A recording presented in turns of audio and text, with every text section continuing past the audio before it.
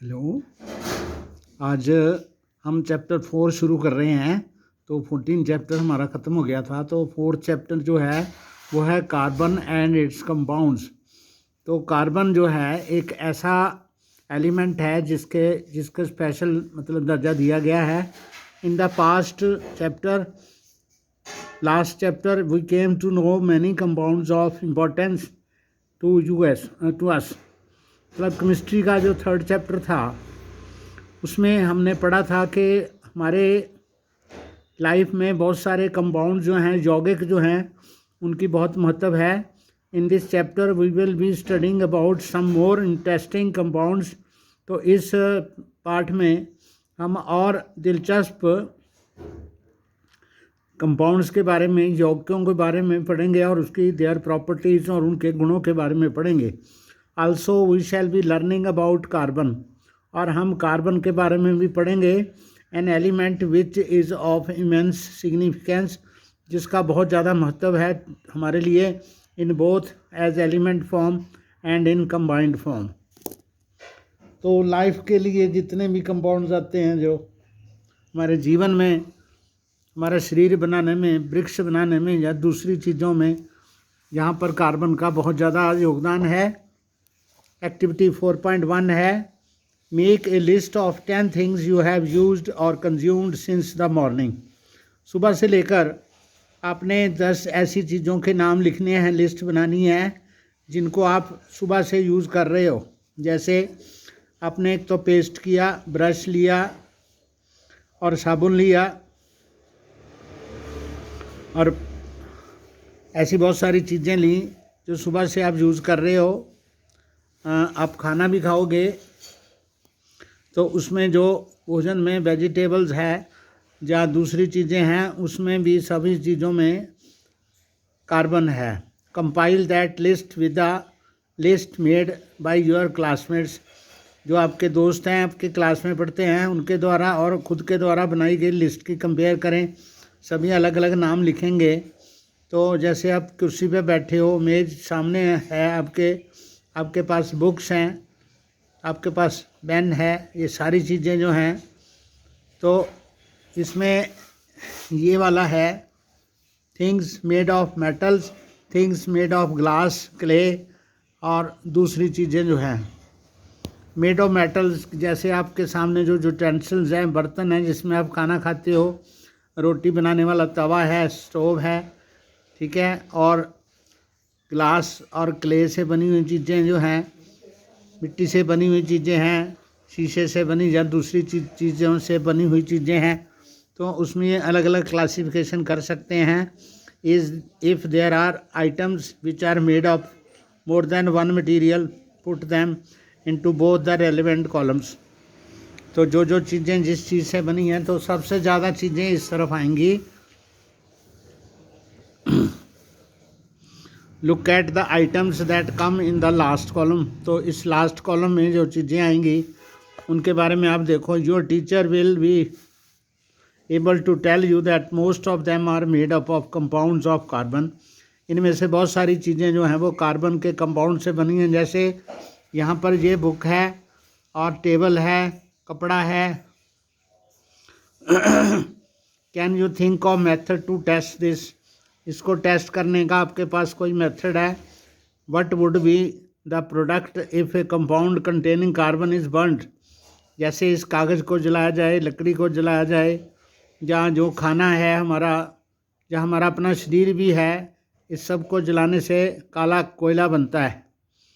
Do you know of any test to confirm this. तो उसको जलाने से कार्बन डाइऑक्साइड गैस पैदा होती है जो आग को बुझाती है।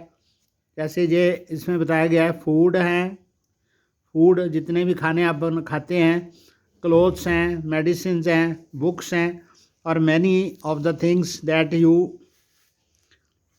Listed all based in this versatile element carbon. Versatile का मतलब बहुउपयोगी जो एलिमेंट है कार्बन, सारी चीज़ें उसी से बनी हैं। In addition all living structures are carbon based. जितने भी जीवन के जो अंग हैं, जीवन जैसे पौधों में जीवन है और हमारे शरीर में जीवन है, जंतुओं में, ये सारे जो जीवित वस्तुएं सारी जितनी भी हैं वो सारी उनका स्ट्रक्चर मेन कार्बन ही है। The amount of carbon present in the earth crust and in the atmosphere is quite meagre. यानी कार्बन की मात्रा जो एटमॉस्फेयर में है या धरती के सतह के ऊपर है वो बहुत थोड़ी है। The earth crust has only 0.02% carbon in the form of minerals like carbonates, hydrogen carbonates, coal and petroleum। Earth crust में कार्बन एक ऐसा एलिमेंट है जिसके जो मिनरल्स हैं वो जैसे कार्बोनेट्स हैं या हाइड्रोजन कार्बोनेट्स हैं या कोयला है या पेट्रोलियम है, ये सिर्फ 0.02% है। हवा में जो कार्बन डाइऑक्साइड है वो 0.03% है and the atmosphere has 0.03% of carbon dioxide। in spite of this small amount of carbon, तो कुदरत में जो कार्बन की मात्रा बहुत थोड़ी होने के बावजूद the importance of carbon seems to be immense, परंतु इस कार्बन की जो उपयोगिता है वो बहुत ही ज़्यादा है। in this chapter we will be looking at the properties of carbon which lead in to this anomaly। यानी इतनी बहुतायत से जो कंपाउंड्स बनते हैं वो सारे इसी से बनते हैं। तो इस चैप्टर में हम इसकी कुछ प्रॉपर्टीज़ को, इसके कुछ गुणों को देखेंगे। Binding in carbon, the covalent bond. तो जैसे सेकंड लेसन में या थर्ड लेसन में हमने पढ़ा था आयनिक बॉन्ड्स, तो यहाँ पर in the previous chapter, third chapter में we have studied the properties of ionic compounds। हमने ionic compounds के बारे में पढ़ा। we saw that ionic compounds have high melting and boiling points and conduct electricity in solution or in molten state। तो उसमें हमने पढ़ा कि जो ionic compound होते हैं उनका melting point और boiling point बहुत ज़्यादा हाई होता है। मेल्टिंग पॉइंट वो टेम्परेचर होता है जिस टेम्परेचर पे वो जो यौगिक है वो पिघलता है, और बॉइलिंग पॉइंट वो टेम्परेचर होता है जिस पर एक पिघली हुई चीज़ जो है वो गैस अवस्था में बदल जाती है। और आयनिक कंपाउंड्स का एक विशेष गुण ये है कि सोल्यूशन में हो, अगर पानी में घुले हुए तो उसमें से इलेक्ट्रिसिटी गुजर सकती है, और वो मोल्टन स्टेट में भी उसमें से इलेक्ट्रिसिटी आयंस की प्रेजेंस की वजह से गुजर सकती है। We also saw how the nature of bonding in ionic compound explain these properties। तो आयनिक बॉन्ड्स जो होते हैं उसमें आयंस बन जाते हैं, और जब पानी में घुलता है आयनिक कंपाउंड तो वो आयंस अलग हो जाते हैं जिसकी वजह से उसमें से इलेक्ट्रिसिटी गुजर सकती है। तो let us now study the properties of some carbon compounds. तो हम कुछ कार्बन कंपाउंड्स लेते हैं जिनके गुणों के बारे में हम अध्ययन करते हैं। Melting and boiling points of some carbon compounds are given in table 4.1। तो जैसे है ये एसिटिक एसिड है।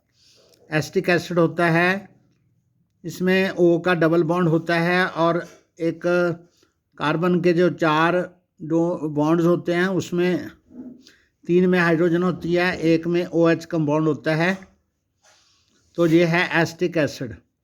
एसिटिक एसिड है जिसमें जो सिरका हम यूज़ करते हैं उसका जो मेल्टिंग पॉइंट केल्विन में 290 केल्विन है, कंपैरेटिवली आयनिक कंपाउंड से बहुत थोड़ा है। और बॉइलिंग पॉइंट जिस पे सिरका जो है गर्म होके गैसेस सब्सटेंस में चेंज हो जाता है, वो बॉइलिंग पॉइंट इसका 391 केल्विन है। और क्लोरोफॉर्म है जो हम बेहोश करने के लिए सुंघाते हैं, वो भी कार्बन का ही कंपाउंड है, वो 209 है इसका मेल्टिंग पॉइंट, और इसका जो बॉइलिंग पॉइंट है वो 334 है। इथेनॉल, ये अल्कोहल है।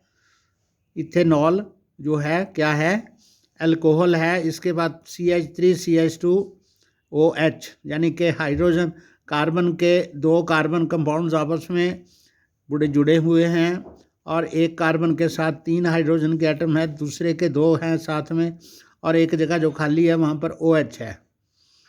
तो उसका जो ये अल्कोहल है मदिरा, तो इसका जो मेल्टिंग पॉइंट है वो 209 केल्विन है और बॉइलिंग पॉइंट जो है 334 है। और ये मीथेन है। जैसे जो घरों में हम गैस यूज़ करते हैं, जब नेचुरल गैस जो होती है उसमें ये मीथेन वाला ये कंपाउंड है, जो कार्बन के 4 जो बैलेंसीज होती हैं उसके साथ में 4 हाइड्रोजन एटम, एक कार्बन एटम के साथ 4 हाइड्रोजन के एटम होते हैं आपस में जुड़े हुए। तो इसका जो मेल्टिंग पॉइंट है वो 190 है और बॉइलिंग पॉइंट 111 है। तो नॉर्मल हालत में ये मीथेन जो गैस है, ज्वलनशील गैस है, ये बहुत मतलब गैस रूप में ही हमें मिलती है। Most carbon compounds are poor conductors of electricity. तो कार्बन के कंपाउंड जो हैं ये जैसे सिरका है या क्लोरोफॉर्म है, लिक्विड स्टेट में मिलते हैं या गैस स्टेट में, ये भी लिक्विड स्टेट में मिलती है। तो इसमें से इलेक्ट्रिसिटी बिल्कुल नहीं गुजरती, क्योंकि इलेक्ट्रिसिटी इसलिए नहीं गुजरती क्योंकि इनमें जो हाइड्रोजन होती है वो H+ आयंस के रूप में नहीं होती।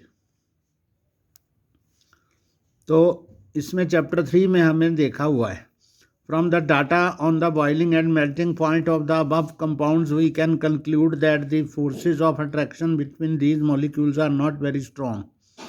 तो इन कंपाउंड्स की जो कंडक्ट करने की जो व्यवस्था है उसके हिसाब से हमें पता चलता है कि जो हाइड्रोजन और कार्बन की जो आपस में अट्रैक्शन है वो बहुत ज़्यादा मजबूत नहीं है।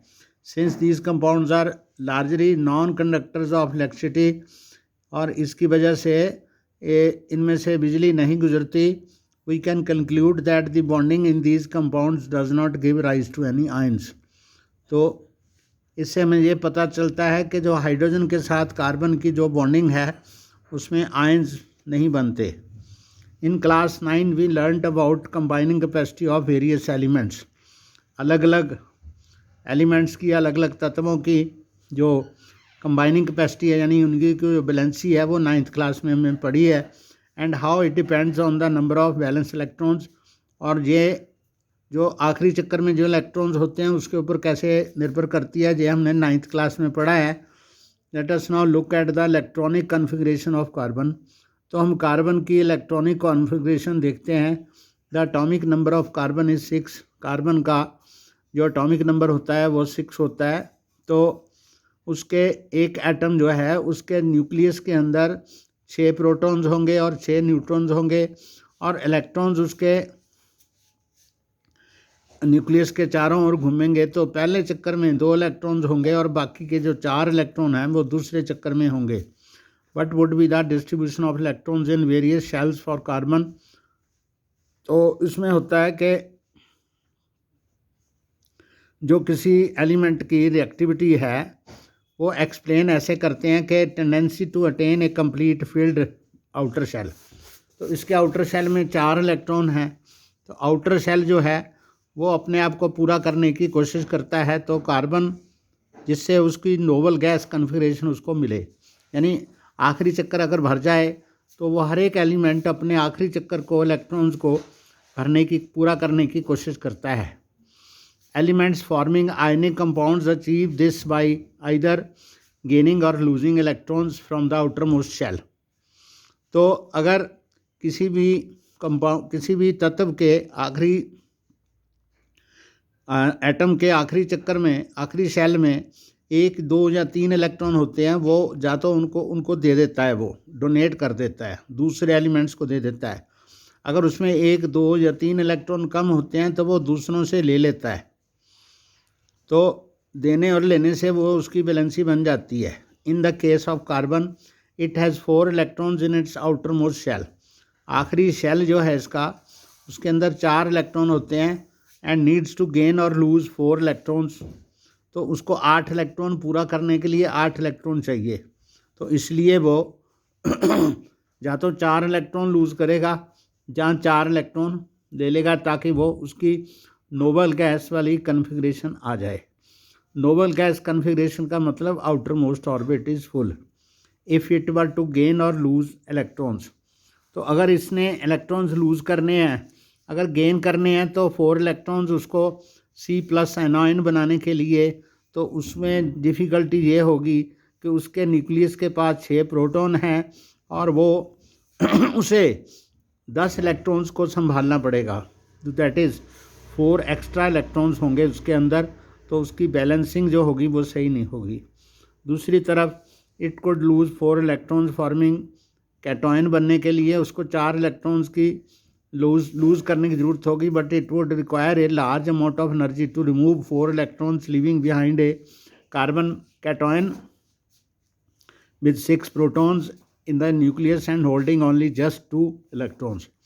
तो इसमें बहुत सारी एनर्जी की ज़रूरत होगी ताकि वो 4 इलेक्ट्रॉन्स को छोड़ के और अंदर न्यूक्लियस के अंदर 6 प्रोटॉन्स के द्वारा 2 सिर्फ इलेक्ट्रॉन्स को संभाले। तो बाकी हम कल पढ़ेंगे, तो इसको आप बुक से भी रिवाइज़ करना। ये लेसन नंबर 4 है, कार्बन एंड इट्स कंपाउंड है। तो यहाँ तक हमने आज पढ़ लिया है।